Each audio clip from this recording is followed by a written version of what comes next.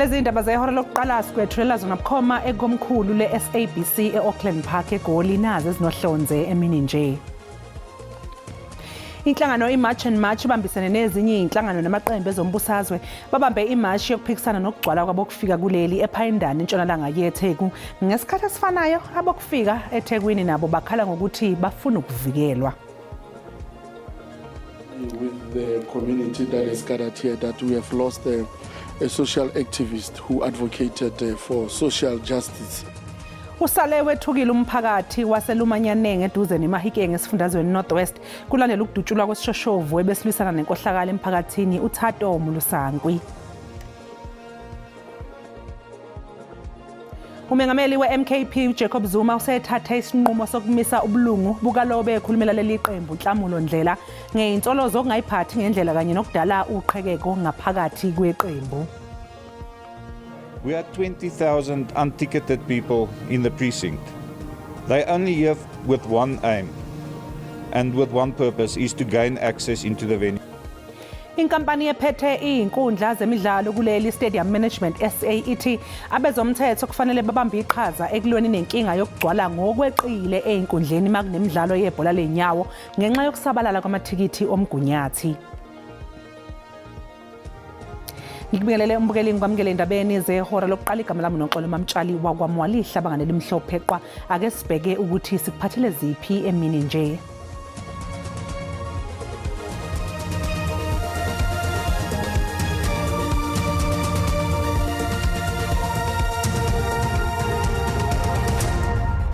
Inhlangano iMarch and March ibambisene nezinye inhlangano namanye amaqembu ezombusazwe babambe imarshi yokuphikisana nokugcwala kwabo kufika kuleli ePhayindani entshonalanga yeTheku. Ukuzwa kabanzi ngokuqhubekayo umbukeli ake sixhumane nentatheli SABC uMlondi Hadebe. Mlondi, asikwamukele indabeni zasemini. Ingabe uthini umyalezo wabantu abayingxenye yale marshi yanamhlanje? Asibingelele Mamtshali, sibingelele umlaleli esekhaya. Njengamanje sisenkabeni yalo idolobha lasePhayindani lapho njengamanje iMarch and March imile lapha nokuthi ke ikade isuka ihambe eduzane nezitolo ikakhulukazi lezo eziphethwe yilabo abokufika eNingizimu Afrika.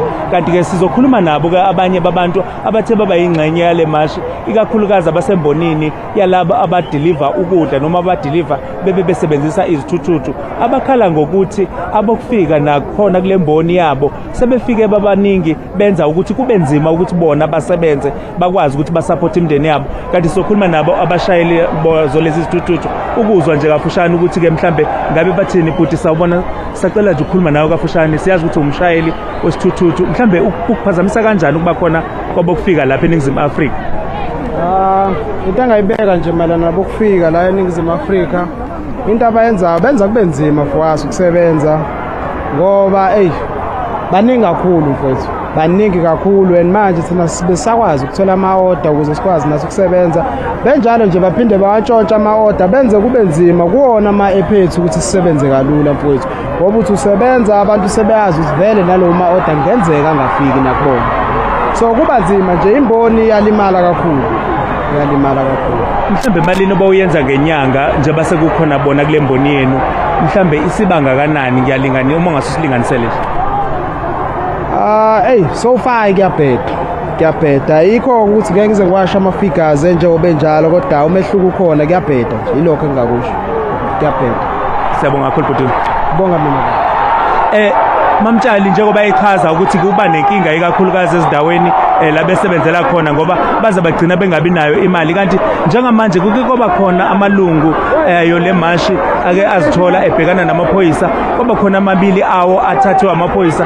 Kuthe kamuva kwaseke kwenzeka ukuthi ke babadedele bababuyisela emashini ngoba ke iMarch and March ithimba leMarch and March belisho ukuthi lona ngeke lize liqhubeke nokuthi lisuke edolobheni bebe labo abamboshwe amaphoyisa bengadedeliwe. Kanti njengamanje ke sisalindele ukuthi sizwe ukuthi ke mhlambe le march izophelela kuphi njengoba kade isuke lapha yana eJude ekseni yahamba yazofika la sesikhona njengamanje, kodwa amaphoyisa alokho ebaqaphile abamashayo. Kanti ke kukhona isiqaqaqake esihlala siqala njengoba ubona namanje ukuthi ke kukhona engathi bayabajaha, asikakatholi ke ukuthi ke ngabajahelwa. Asibuyisele izintambo ngakwe studio. Sibonge-ke mbukeli Lobe kumlondi Radebe ubesibikela elapha ePhayindane kwaZulu Natal. Kusenjalo-ke isimo sishubile eThekwini njengoba amakhulu abantu bokufika kuleli belale ngaphandle kwesikhungo esisiza bokufika abangenazi izindawo zokufihla ikhanda ngenxa yokuthi bafuna kungenelela amaphoyisa, uhulumeni nenhlangano yezizwe ukuze bavikelwe ngemva kokuthola izinsongo ezindaweni abahlala kuzo. Inhlanzi ishelwa amanzi kubantu bokufika abakuleli abangenawo amaphepha abagunyazayo. Abantu bokufika okubalwa nezingane kuze kwasa beqhinqe ngaphandle kwesikhungo sabantu abangenandawo eThekwini ngemumva kokuxoshwa esiteshini samaphoyisa lapho bebebhikishela ukuvikelwa. Laba bantu bathi bazizwa bengavikelekile kuleli ekubeni bengesenalo nemumva abazobalekela kulona. Since yesterday, we slept here. As you can see, so many people still got their blankets and stuff. Some have not even eaten and stuff like that, but we're still here. We still want a solution. Till now, we've not seen the UN, nothing. The police were here, but we don't have any solution till now. Abokufika bathi ukuxoshwa kwabo akusiso neze isisombululo kulandela isinqumo esingunqamla juqu senkantolo yomthethosisekelo sokuthi abantu bokufika abakwazi ukuphinda bafake izicelo sokuthi kubukezwe isinqumo esichithwe umnyango wezasekhaya ukuthi bakhoseliswe kuleli. In our house we are no more peace at all. That's why everyone come here, and the way they tell us on 30 June they will kill us. Where will we go if we go? Where will we go? We have kids. The kids need school. We need hospitals. We need everything. So what are we going to do? We are refugee. I'm not illegal. I'm a refugee with a status. I got refugee status. I'm not illegal. I'm a refugee status. Bangaphezulu kwamakhulu amahlanu abantu bokufika abafuna indawo yokuhlala nokuvikelwa nguhulumeni kulandela lokho abakuchaza njengokwanda kodlame lokusatshiswa amaqembu nezinhlangano ezahlukene kuleli. Usale wethukile umphakathi waseLumanyane ngeduzeni Mahikeng esifundazweni Northwest kulandela ukudutshulwa kwesishoshovu ebesilwisana nenkohlakalo emphakathini uThato Mulusankwe. It was around 6 a.m. this morning when I received a call from my younger brother who stay in the same compound with Tato. He runs a taxi business. He ferries children every day to school. Ubhekene nesimo esinzima umndeni wakwaMolusankwe kulandela ukubulawa kukaThato beyishoshovu esilusana nenkohlakalo emphakathini. Obhekeleza ukuphepha eMahikeng uqinisekise ukuthi liyalandelelwa udaba lokubulawa kwalesishoshovu. Wabalula ukuthi uyabathemba bakwaZidlodlo ukuthi bazowenza umsebenzi wabo. You can see with the community that has gathered here that we have lost a social activist who advocated for social justice. It is quite disappointing to learn of this news, but I can tell you that the matter has received a national attention. Acting National Commissioner General Dimpane has issued a statement. The murder and robbery unit is on site. I can confirm to you that and confident that men and women in blue they will bring this perpetrators to book. Uqhubeke wanxusa umphakathi ukuthi wehlisa umoya kulesi sikhathi esinzima obhekene naso abenzi bobubi bazowukhombo notshwala. What we can urge the community on is to remain calm in this difficult time. It is indeed difficult. Even myself, upon arriving from the scene, I'm devastated. Ayikaziwe imbangela yokudutshulwa kwakhe abulawe kanti lesi sigameko siholele ekutheni ukhathazeke umphakathi mayelana nokuphepha kweshoshovu nabaholi bomphakathi. Ungqongqoshe wamaphoyisa uSolwazi uFiroz Khachalia umemezele ngokucutshungulwa kohlelo lwangaphakathi emaphoyiseni olhambisana nokuqondiswa kwezigwegwe kwamalungu ombutho wamaphoyisa. Ubekhuluma eParliament ngesikhathi ethula isabelo mali somnyango esingu 127 billion amarandi sonyaka mali u2026-2027. Ungqongqoshe uKhachalia utshela amalungu eParliament ukuthi lawo maphoyisa akhohlakele kuzobhekwana nawo ngqo njengoba ezibophezele ngokukhuculula inkohlakalo embuthweni wamaphoyisa.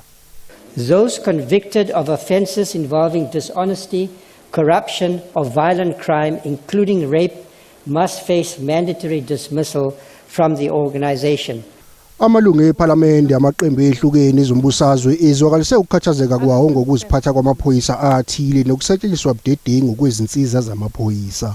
The report functioned less as an accountability instrument and more as a political get out of jail free card for number one.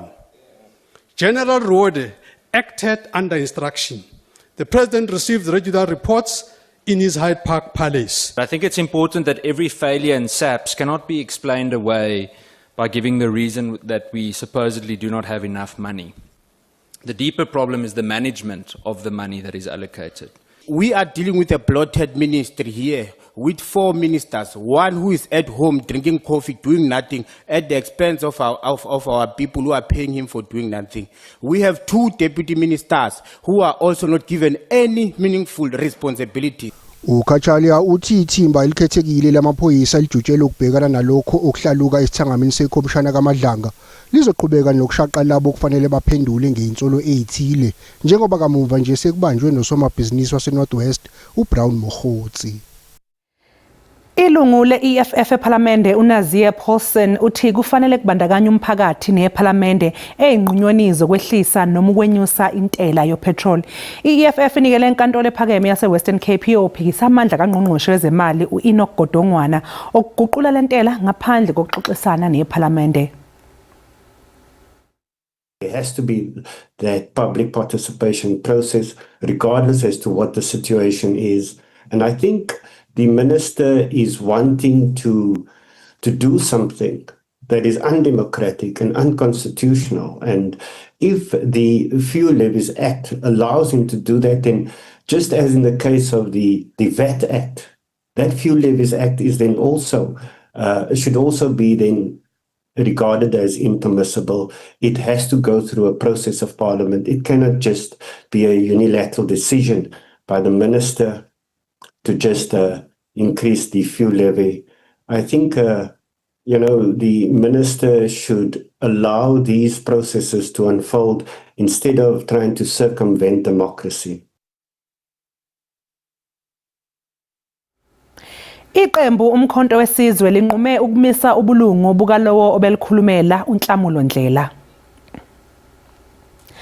Umengameli wayo iMK Party uJacob Zuma uthathe isinqumo sokumisa uNhlamulo Ndlela njengelungu leqembu njengoba kusalindwe ukuthi kuphothulwe uphenyo olusenziwa iqembu. Lesi sinqumo sizemva kokuba kube nezinsolo ezibucayi ezimayelana nokungayiphathi kwakhe uNdlela nokuyinto esiholele ekutheni ke kube noqhekeko eqenjini. uNdlela uyalelwe ukuba buyisele zonke izinto zeqembu ezikuye kungakapheli izinsuku ezisikhombisa. Kusenjalo uNdlela uyiphike zonke ke lezi zinsolo zokwenza uqhekeko eqenjini einkundleni zokuxhumana. Mbukeli okwamanje sathi nje kequ eyitolo sizobuya nezinye indaba ngemva kwekhefu.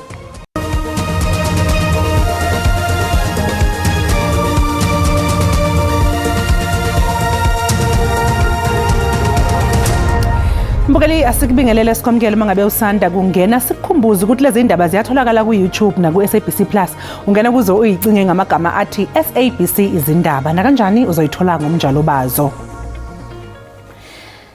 Inkantolo ephakeme yasePitoli ikhiphe isinqumo esivune umholi we-EFF uJulius Malema odabeni lwecala lakhe nowayengumsakazi uNgizwe Mchunu. uMalema wavula icala lokwehlisa isithunzi uMchunu kusukela enkulumweni ezenziwa nguMchunu eyibhekise kuMalema ngesikhathi ekhuluma ngegama lakhe endlini zombuso ePitoli ngenyanga edlule. Umengameli wamabhinqa nowayengumsakazi uNgizwe Mchunu ufike enkantolo ebonakala egcwele ukuzethemba. uMchunu ubekhala ngokuthi uMalema uvikela abantu bokufika abakuleli ngokungemthetho. Waphinde wenza nezinsolo zokuthi uMalema ufumbathiswe izigidi ezingama-60 zamarandi agixa bezwa zona ngabathile baseNigeria abashushumbisa ngesidakamizwa. Blatant lie and oath. Problem 1. Problem number 2, I'm advising now on the record to bring a content application. I've not been under oath. I'm just standing here. When you respond, say, I'm under oath. I've never been under oath. Ummeli kaMalema ufuna kuthathelwe uMchunu izinyathelo zomthetho nangamanye amacala okubalwa kuwo athe lokukhuluma ngelona iqiniso ebe enze isifungo phambi kwenkantolo. uNgizwe Mchunu uthi uma inkantolo imlahla ngecala lokuchapha ngenhlamba uMalema kuzofanele na yabhekana necala elifanayo ngabo bonke abaholi aseke abahlambalaza ngenhlamba. uMalema wathuka bonke abaholi abakhona phansi komthunzi welanga waseNingizimu Afrika. Thina sikufunde kuye ukuthi uyalinyakazisa zodongo ngithiwa ezePhalamende uyayinyakazisa lozo ndongo. Inkantolo ivumelene ngokuphelele nohlangothi lwabameli bakaMalema yagcizelela ukuthi isinqumo sayo sesikhashana kulolu daba sesingujuqu. Imeya yomkhandlu dolobha iGoli uDada Morero kulindeleke ukuthi ethule inkulumo yakhe ngesimo sedolobha eSt Mary's Cathedral ngaphambi kokhetho lohulumeni bendawo. Okulindelwe ngabo mvuke enkulumeni yakhe udaba lokungalethwa kwedingo nqangi kanye nencindezi ekhulayo kwezemali. Izakhamuzi zaseGoli sifuna imeya yomkhandlu dolobha uDada Morero acacise ngokusheshsha ngodaba lokwentuleka kwamanzi nogesi okukhinyabeza izindawo ezehlukene eGoli. The past couple of months, there have been times when we couldn't come to work because there's no water. We need more security. Needs to beef up more police patrols, especially at night. I hope he has a plan on how he's going to solve all these issues. iDA igxeke ukudonswa kwemisebenzi kaMorero yokuqinisekisa ukuthi imithetho kamasipala yalandelwa. The finances of the city is a big thing for us because obviously we know that the Minister of Finance sent the letter and literally bashing the city, cautioning the city quite robustly about the governance and the maladministration in the city. We must appreciate the fact that work has started. It's about accelerating and making sure that at a high impact level we do that, and all these programs are also geared towards economic recovery, financial sustainability, because the more work that is done and businesses stay in the city center, then we know that the economy is moving. Umorero kulindele ukuthi ethule inkulumo yakhe ezonaba kabanzi ngezinhlelo zedolobha malungana nozinzo kwezemali. Lihlahliselwe umhlalulunye kuntulikazi icala lokuthumba kanye nokudlwengula elibhekene nomsolwa uTshepo Tshimane. uTshimane usolwa ngokudlwengula intombazane eneminyaka e12 ubudala eDobsonville eSoweto ngephasika. Lulunye kuntulikazi icala elibhekene noTshepo Tshimane osolwa ngokudlwengula athumbe intombazanyana eneminyaka e12 ubudala. Uzokhumbula ukuthi lesigameko ukuthi senzeka ngephasika eDobsonville eSoweto buduze nala sikhona. Icala ke libe selihlehla ngenxa yokuthi ke kunolibofuzo noma imphumela yolibofuzo okubika ukuthi ke kumele ke ihlinzekwe inkantolo, kanti sitsheliwe nokuthi ke kune video okumele ke ihlinzekwe inkantolo okuyivideo okuthiwa ke ithinta kakhulu isigameko. Kodwa ke bebekhona abantu ke bethamelele licala. uAngel Khanyile oyilungu leParliament naye ube ngomunye wabantu ke abebethamele lecala. Asikubingelele sikwamukele endabeni zosuku. Icala lihlehlile manje, lihlehlele umhlalulunye kuntulikazi kuwona lonyaka. Sicela nje usichazele ngokwenzeka enkantolo nanokuthi ke nina nibona ngathi ke mhlambe lokho kwenzekile enkantolo into efanele noma kukhona lapha enishaya khona amakhala. Okwenzekile namhlanje sibona ngathi icala lisahamba ngendlela ekumele ihambe ngayo, ngoba umsolwa uboshwe nge4 zika-April ngemva kwalesigameko esenzile. Wavela enkantolo kokuqala nge15 zaka-April ezo-applyela ibail, azange asaqhubeka, walahla isicelo sakhe sebail. Icala lahlehliselwa umhla ka-22 for a further investigation. Njengoba sibuya futhi namhlanje inkantolo isichazela-ke ukuthi kulindekela ama-results e-DNA, e-toxicology nama-results ne-video ukuze ibe khona icala likwazi ukuqhubeka. So siyakholwa ukuthi i-timeline isahamba kahle. Igama lami nguCalvin wakwaDludla, indabeni ze-SABC ngibika ngisenkantolo yeMantshi eRoodeport. Iphoyisa eselathatha umhlalaphansi uGeneral Vincent Leshabane uyaqhubeka nokwethula ubufakazi ecaleni lokubulawa kukaSenzo Meyiwa. Usuku lwesibili uGeneral Vincent Leshabane oyiphoyisa selathatha umhlalaphansi esebhokisini lofakazi. uLeshabane uthi uyakhumbula ngesikhathi ethula ubufakazi phambilini ukuthi uConstable Zungu wathi uzoya kothola inombolo yesibhamu athi sasetshenziswa ukubulala uSenzo Meyiwa. Did Constable Zungu tell you the type, the caliber or the make or the description of the firearm he was referring to? He said because they are the families. You know that he shot somebody at KZN, and that person is also related with them, and he was taken to custody. But later on, I said to my General Ndlovu to say, you know what, if he's saying like this, now we're going to crack the case. We were so happy when we said, so go there. Once you get the firearm there, you call us. From there, we are going to send a team there at KZN to start investigation. Ubuzo ukuthi kwenzakala kanjani ukuthi uConstable Zungu azi ngesibhamu esasesifundazweni iKwaZulu Natal. My lord, because Constable Zungu was speaking to me fairly and openly, I still trusted him because I know that we are still going to do further investigation. Uphinde wabuzwa ke ngokuthi uZungu waya kwaZulu Natal kodwa akasitholanga isibhamu wangamthola uSibiya nesibhamu kungabe lokho kwamnika muphi umqondomo. But I was worried that for the first time there at KZN we did not get a firearm. Also when we arrested Muzi, there was no firearm. But still I said the way he gave us the story, we believed him. I believed him. Icala liyaqhubeka. Umnyango wezemfundo esifundazweni iWestern Cape uthi zizoqhubeka nokuvalwa izikole eziyishumi kuze kuphelele isonto lokhu kwekuza ngemva kokuhlasela kwemvula enamandla neshiye omkhulu umonakalo kunqalasizinda. Namanje usabonakala umonakalo odalwe imvula enamandla ehlasele ngesonto ledlule. Lemvula ishiye umonakalo omkhulu kunqalasizinda yalapha kanti ezinye izakhamuzi zisale idengwane. Umnyango wezemfundo kulesifundazwe uthi luzokwenziwa uhlelo lwabafundi abathe basilela emuva ezifundweni njengoba kusamile ukufunda. We also have about 60 schools that have reported damage requiring assistance from the department, and these are currently being assessed for repairs. These schools have, however, made arrangements to be open. Thank you to the officials, school staff, teachers and parents and the emergency services who are working to ensure that schooling can return to normal as soon as possible. Imvula iphinde yadala umonakalo kunqalasizinda yamanzi kanye nogesi. Due to safety concerns. And we've still got many more to go, and we've got assessments of many more to fix, which is going to take a long time. And we don't know what that number is, but it's in the hundreds and hundreds of millions. Kushone abantu abayishumi nomuvo kulesifundazwe ngenxa yezikhukhula zakamuva kanti balinganiselwa ezinkulungwaneni eziyikhulu abantu abasale bengondingasebeni.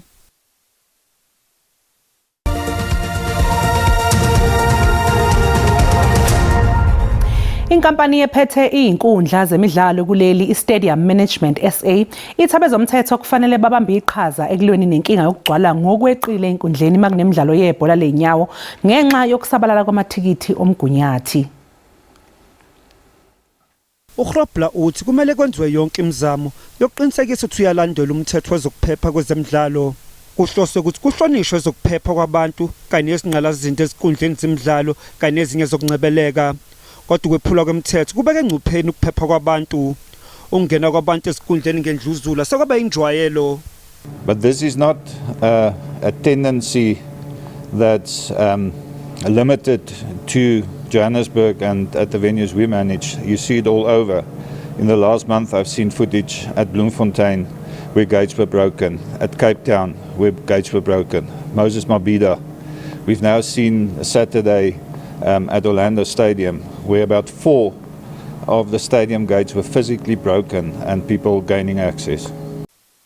Inkundla FNB iyona enkulukazi kunazo zonke kuleli kanti ijwayele ukuheha abalandeli abaningi ikakhulukazi uma kudlala amaqembu amakhulu ayizimbangi zaseSoweto. We had 20,000 unticketed people in the precinct. They only here with one aim and with one purpose is to gain access into the venue, otherwise you won't be here. Umnyango wezemidlalo uthi uyakweseka ukuthi abaphula umthetho bayaboshwa abashushiswe. Mbukelisi sathi qhu eyitolo kanti uma ngabe sibuya sobeke sesikuphathele umhlahlo wesimo sezulu ngayindawo.